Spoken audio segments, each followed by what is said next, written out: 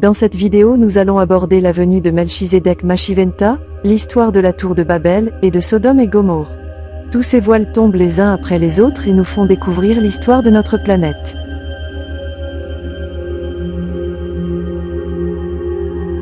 Mashiventa Melchizedek. L'ordre Melchizedek de filiation universelle a été extrêmement actif sur Urantia. Un corps de 12 Melchizedek a servi en liaison avec les porteurs de vie. Un corps de 12 assura l'administration provisoire de notre monde après la sécession de Caligastia et conserva l'autorité jusqu'à l'époque d'Adam et Ève. Ces Melchizedek revinrent sur notre planète après la défaillance d'Adam et Ève et continuèrent ensuite comme administrateurs provisoires de la planète, jusqu'au jour où Jésus de Nazareth en tant que fils de l'homme, devint prince planétaire titulaire. Pendant près de 35 000 ans après la disparition d'Adam et Ève, les croyances religieuses s'étaient considérablement effilochées et éloignées de la vérité. Le corps de Melchizedek avait demandé au Très-Haut l'autorisation de mettre en œuvre une mission afin de préparer les peuples de la terre à recevoir l'effusion de Michael. Ce fut Melchizedek Mashiventa qui fut choisi pour effectuer cette mission. C'est en 1973 avant la naissance de Jésus que Mashiventa s'effusa sur les races humaines d'Urantia. Son arrivée eut lieu sans faste, nul œil humain ne fut témoin de sa matérialisation. La première fois qu'un mortel l'observa ce fut le jour où il entra dans la tente d'Amdon, un éleveur chaldéen d'origine sumérienne. Il leur fit la proclamation suivante: Je suis Melchizedek, prêtre d'El Elyon, le Très-Haut, le seul et unique Dieu. En peu d'années, Melchizedek avait assemblé autour de lui un groupe d'élèves, de disciples et de croyants qui forma plus tard la communauté de Chalem, et qui devint la ville de Jébus et plus tard encore, reçut le nom de Jérusalem.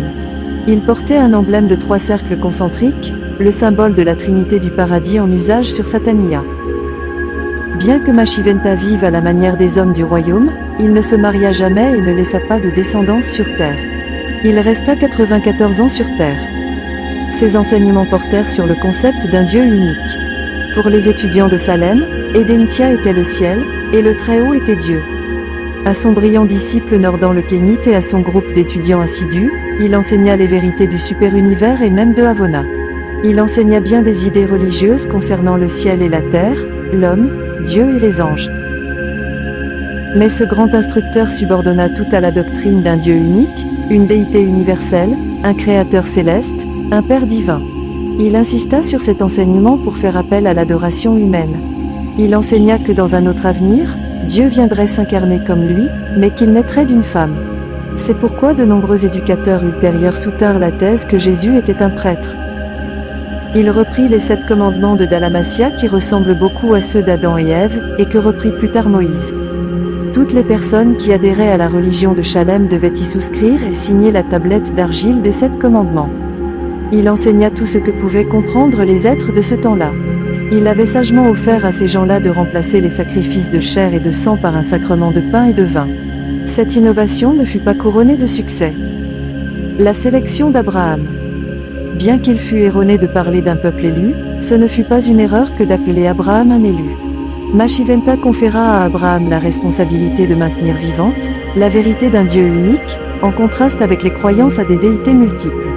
Ces déités multiples étaient des Anunnaki qui se laissaient adorer comme des dieux pour imposer leur présence. Le choix d'Abraham fut géographique, la Palestine était un lieu central par rapport au commerce entre l'Orient et l'Occident, aux routes de voyage et à la civilisation alors existante sur Urantia. Abraham était un chef intelligent. Il fit donc alliance avec cet homme pour pérenniser son enseignement. Peu après l'établissement de cette alliance, Isaac, le fils d'Abraham, naquit conformément à la promesse de Melchizedek. Après la naissance de son fils, Abraham prit très au sérieux cette alliance. Ce fut après la destruction de Sodome et Gomorrhe que Mashiventa décida de quitter la terre.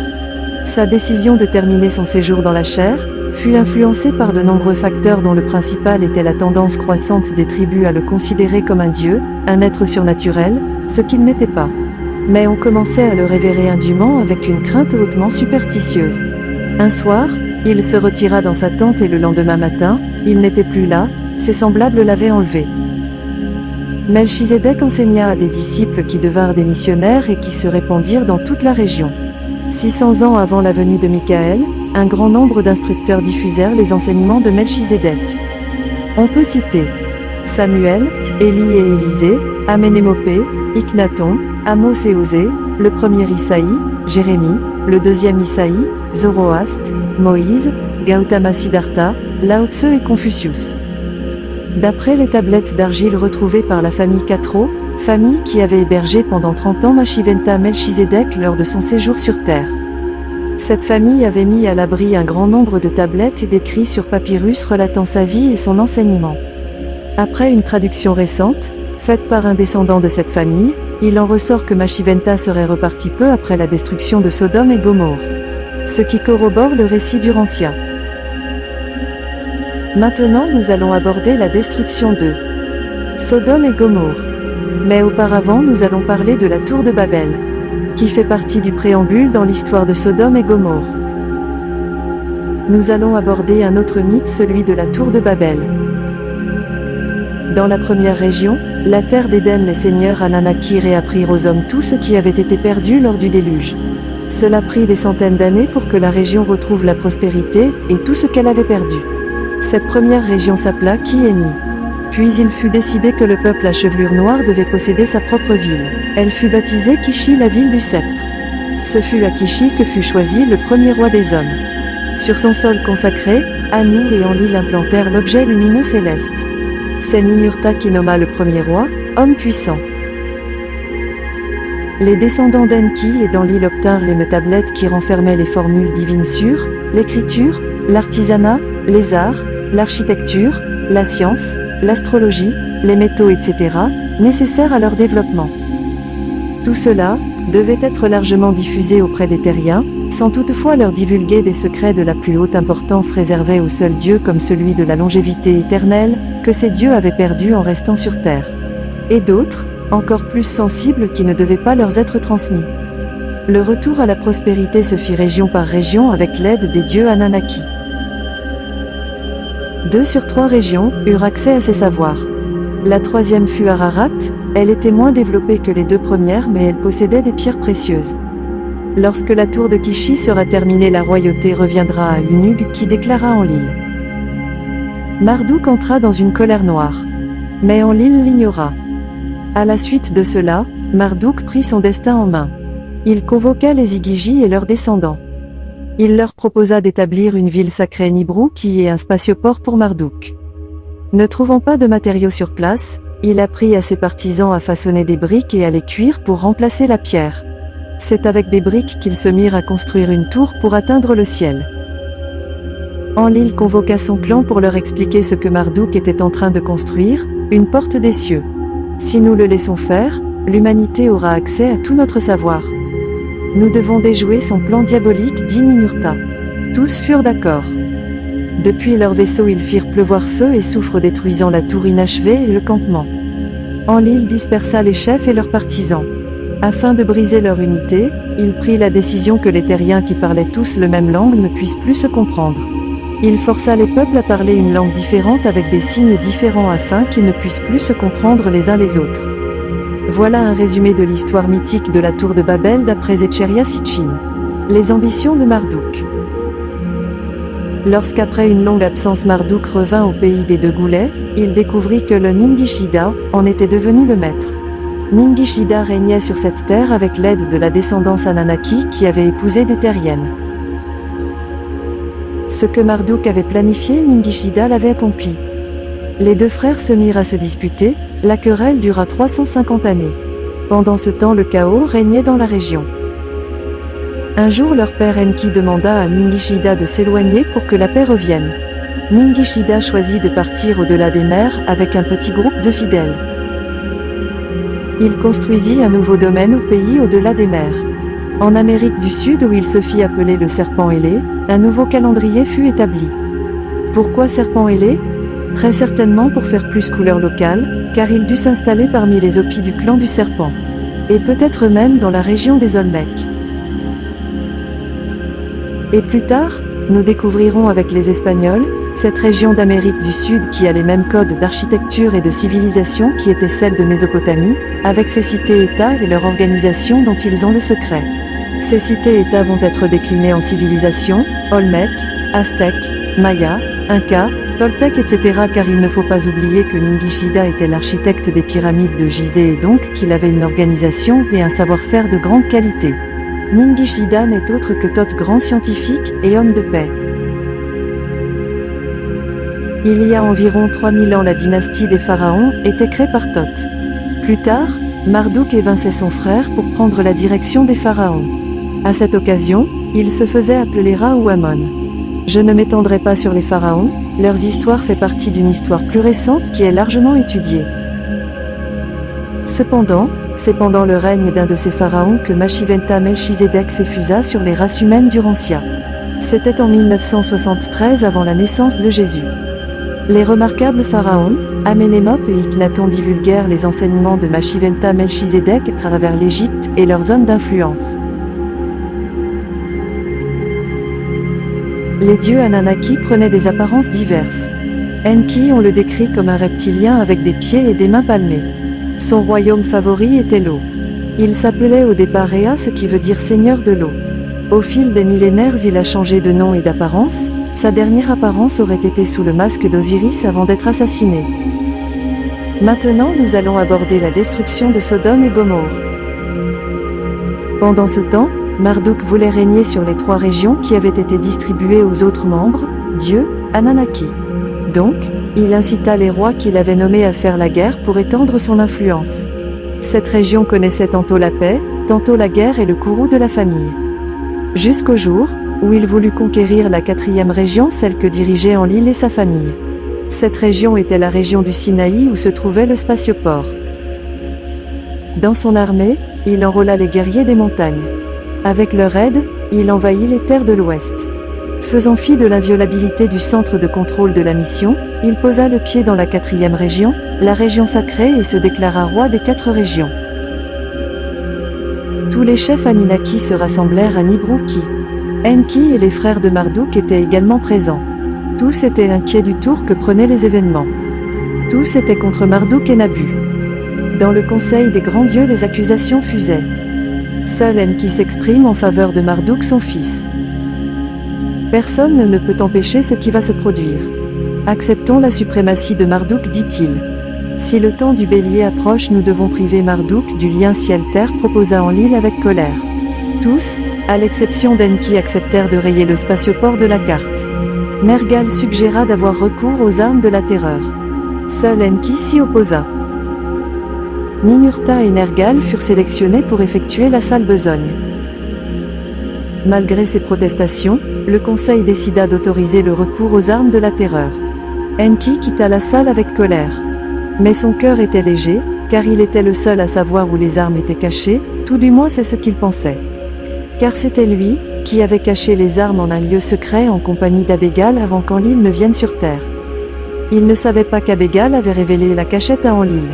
Quand Enki découvrit qu'Enlil connaissait la cachette, il se mit à espérer que les armes se soient évaporées après un si long séjour. Il ne s'attendait pas à ce que ce long séjour soit à l'origine d'une catastrophe telle que la Terre n'en avait jamais connue. Enlil révéla donc la cachette des armes aux 2 héros sans avoir besoin d'Enki. Avant que les fils d'Enlil et celui d'Enki ne partent, Enlil les mit en garde. Avant que les armes ne soient déclenchées, les Anunnaki doivent évacuer le spatioport. Les villes doivent être épargnées, le peuple ne doit pas mourir. Nergal s'envola en direction de la cachette. Enlil retint Ninurta. Nergal est une tête brûlée. Assure-toi que les villes soient épargnées. Lorsque Ninurta arriva à la cachette, Nergal était prêt à détruire, à anéantir. Je ferai disparaître les terres qu'il convoite. Je détruirai les villes du péché, annonça-t-il. Vaillant Nergal, détruiras-tu les justes avec les injustes? Lui demanda Ninurta. Les instructions d'Enlil sont claires. J'ouvrirai la voie vers les cibles que nous avons choisies et tu me suivras. Je connais la décision des Anunnaki, répliqua Nergal. Pendant 7 jours et 7 nuits, ils attendirent le signal d'Enlil. Comme prévu, Marduk retourna à Babili. En présence de ses partisans armés, il proclama sa suprématie sur les 4 régions. Ce jour-là, ce jour fatidique, Enlil envoya le signal Ninurta. Parti pour le mont Machou, Nergal sur les talons. Depuis le ciel, il observa le mont et la plaine qui s'étendaient à ses pieds. Son cœur se serra lorsqu'il fit signe à Nergal de s'éloigner avant de lâcher la première arme de la terreur. En un éclair, l'arme trancha le sommet du mont et fondit ses entrailles. Ninurta lança la deuxième arme contre le spatioport. Avec l'éclat de cette soleil, les pierres de la plaine furent transformées en une blessure profonde. La terre trembla et s'effrita, la détonation assombrit le ciel. La plaine du spatioport était recouverte de pierres boulées et fracassées. Dans les forêts qui avaient entouré cette plaine, seuls 3 arbres tenaient encore debout. « C'est fait !» cria Ninurta depuis son oiseau divin noir. Marduk et Nabu ne s'empareront jamais des terres qu'ils ont tant convoitées. Nergal voulait rivaliser avec Ninurta, il voulait devenir l'anéantisseur. Suivant la grande voie du roi, il vola jusqu'à la vallée verdoyante des 5 villes où Nabu était en train de convertir la population. Nergal projetait de l'écraser comme un oiseau en cage. Nergal déclencha une arme au-dessus de chacune des 5 villes, l'une après l'autre. Il les détruisit entièrement, semant la désolation. Les 5 villes étaient ravagées par le feu et le soufre, tout ce qui avait vécu était redevenu poussière. Les armes redoutables avaient décapité les montagnes, brisé la digue qui retenait l'eau de la mer. Les eaux se déversèrent dans la vallée et la submergèrent, faisant naître des colonnes de vapeur qui recouvrirent les villes. « C'est fait !» s'écria Nergal depuis son vaisseau, le cœur de Nergal ne réclamait plus vengeance. Observant le mal qu'ils avaient fait, les 2 héros remarquèrent un phénomène mystérieux. Les cieux s'obscurcirent et une tempête se mit à souffler. Tourbillonnant au sein d'un nuage noir, un vent mauvais transportait l'obscurité du ciel. Au matin, une tempête se mit à souffler depuis la mer supérieure à l'ouest, poussant le sombre nuage vers l'est, vers les terres habitées. Le nuage se met sur son passage, la mort sans merci. Les mains de la tempête démoniaque allait se refermer sur le peuple. Il ne servait à rien de courir, la mort était furtive, elle attaquait champs et villes comme un fantôme. Elle franchissait les barricades de les plus hautes, les murs les plus épais comme les eaux d'une inondation. Aucune porte ne pouvait l'arrêter, aucun verrou ne pouvait la freiner. Ceux qui se terraient dans leurs maisons derrière les portes fermées tombaient comme des mouches. Les rues étaient jonchées de corps de ceux qui avaient tenté de s'enfuir. Les poitrines étaient secouées par la toux, la bouche se remplissait d'écume. Respirant sans le savoir le vent mauvais, les bouches du peuple se remplissaient de sang. Le vent mauvais passa lentement au-dessus des terres, traversant montagnes et vallées d'ouest à l'est. Après son passage, tout ce qui avait vécu, hommes et bétail, était mort ou mourant. Les eaux étaient empoisonnées, dans les champs la végétation se flétrit. Le vent mauvais souffla sur toute la région, d'Eridu au sud à Sipar au nord. Il épargna Babili là où Marduk avait proclamé sa suprématie. La suprématie de Marduk était écrite, le sort de Babili le confirme. Dit Enki à Enlil. Telle devait être la volonté du Créateur suprême. Lui répondit Enlil. Depuis ta venue sur Terre, nous avons toujours trouvé un moyen de surmonter les obstacles. Le principal d'entre eux fut la modification des terriens, bien que cela ait entraîné toutes sortes de péripéties. Lorsque tu as compris les cycles célestes et assigné les constellations, qui pouvait avoir les mains du destin, qui pouvait distinguer le sort que nous avions choisi pour nous-mêmes de nos destinées immuables, qui a proclamé de faux présages, qui était capable de prononcer de vraies prophéties. La première région est dévastée, la deuxième région est plongée dans le chaos, la troisième région est blessée, le spatioport n'est plus. Voilà ce qui s'est passé, répondit-il. Si telle était la volonté du Créateur suprême, c'est tout ce qui reste de notre mission sur Terre. Les villes de Sodome et Gomorrhe se trouvaient près du spatioport de Sinaï. La question nucléaire n'est pas franchement évoquée dans la Bible. Cependant, la description de l'éradication de toute vie humaine dans cette région laisse penser à quelque chose qui ressemble à une explosion nucléaire. Marduk va récolter ce qu'il a semé, aveuglé par son ambition, dit Enlil à Enki. Puis, il reconnut que Marduk avait gagné. Que le rang de 5 ans que je comptais léguer à Ninurta revienne à Marduk. Qu'il déclare sa suprématie sur la désolation. Ni moi ni Ninurta nous nous dresserons sur son chemin. Nous allons partir au-delà des mers et y ferons ce que nous sommes venus faire, c'est-à-dire poursuivre notre mission, obtenir l'or dont Nibiru a besoin, dit-il d'une voix découragée. Aurions-nous dû mettre fin à la mission lorsque les Anunnaki se sont révoltés? J'ai fait ce que tu as fait ce que j'ai fait. Personne ne peut changer le passé. Peut-être serait-il temps que nous retenions la leçon, répondit Enki. Ce qui s'est passé sur Terre ne reflète-t-il pas ce qui s'est produit sur Nibiru? L'avenir n'est-il pas écrit en filigrane dans les contes du passé? L'humanité répétera-t-elle nos succès et nos échecs? Enlil restait silencieux. Alors qu'il se levait pour partir, Enki lui tendit le bras. Serrons-nous la main comme des frères, comme les camarades que nous sommes et qui avons relevé tant de défis sur une planète étrangère, dit-il à son frère. Enlil saisit le bras de son frère et lui rendit son accolade. Nous reverrons-nous sur Terre ou sur Nibiru? Demanda Enki. Galzu se trompait-il en affirmant que nous mourions si nous repartions sur Nibiru? Répondit Enlil. Puis, il tourna les talons et s'éloigna. Enki resta seul avec ses pensées. Il pensa à la manière dont tout avait débuté et la tournure que les choses avaient prise jusque-là. Tout était-il écrit? Le sort avait-il influencé tel ou tel événement? Si les cieux et la terre sont régulés par des cycles, cela signifie-t-il que ce qu'il s'est produit se produira de nouveau? Que la postérité, le moment venu, lise ce compte-rendu, se souvienne du passé, et y voit des prophéties pour l'avenir. Que l'avenir devienne le juge du passé. Telles sont les paroles d'Enki, fils aîné d'Anu de Nibiru. Épilogue. Marduk serait mort sur terre et enterré à Babili. Enki aurait été assassiné sous les traits d'Osiris.